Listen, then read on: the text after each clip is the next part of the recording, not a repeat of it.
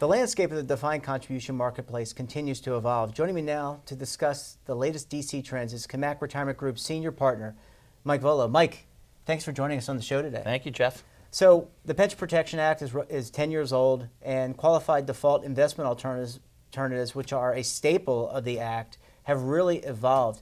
From your perspective, what are you seeing in terms of trends with QDIAs? Starting to see a lot of innovation in that space recently.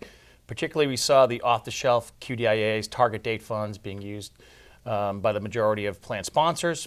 We then moved to custom target date funds, with the glide path being consistent with the demographics and behavior of their participants and using the funds within their plan. But now we're seeing some more evolution. I think one is some element of lifetime income within the target date.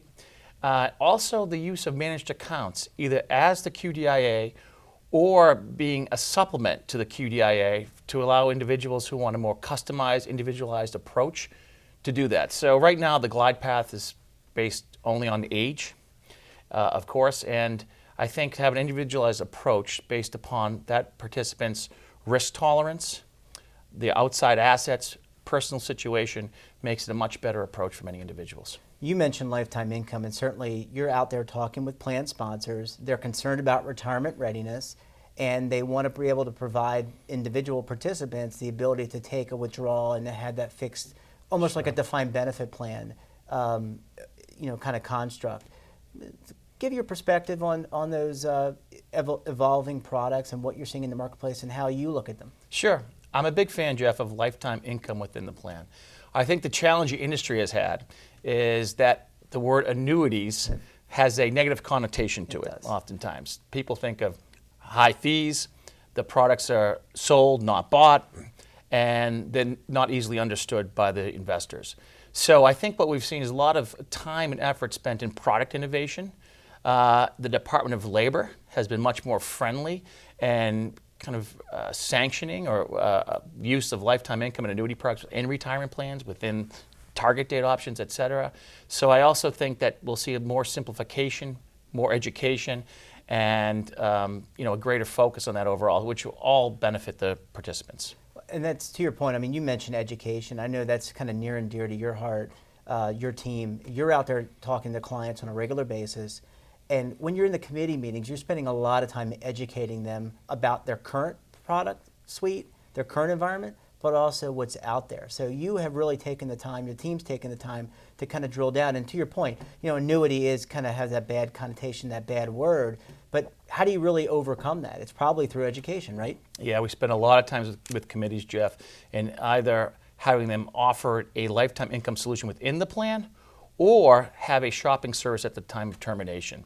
And I do find that even some of the most sophisticated committee members, whether it be CFOs, chief investment officers, the concept and understanding the intricacies of annuity products is not easily understood, nor are the fees.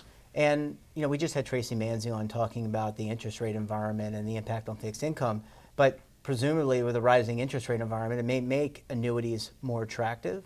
And maybe that's a conversation that can be had with plan sponsors maybe that'll kind of gin up the conversation a little bit more going forward. I mean, it is a critical element, providing that lifetime income and retirement adequacy. It's a theme we've talked about all morning here, and I would imagine that those conversations will probably continue. Absolutely. I think there's recognition now that many plans have a fixed account offered by an insurance company, whether it be a general account or a separate account product that offers a guaranteed rate of return. And what we found is, if you look at the data, the volatility in those products is so much lower than fixed income, whether it be short-term fixed income or moving to the intermediate term. And the return's been better too.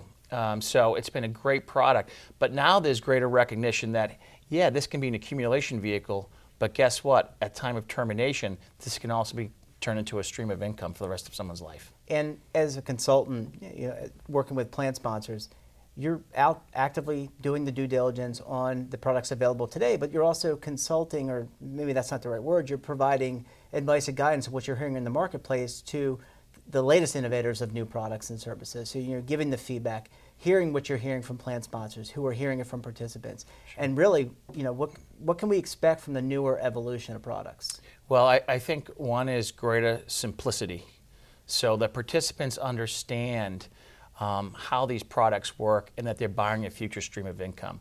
I do think many of the providers now in the Department of Labor have become much more friendly to this, and oftentimes many of the providers are focusing on statements, putting on, here is your replacement income in retirement.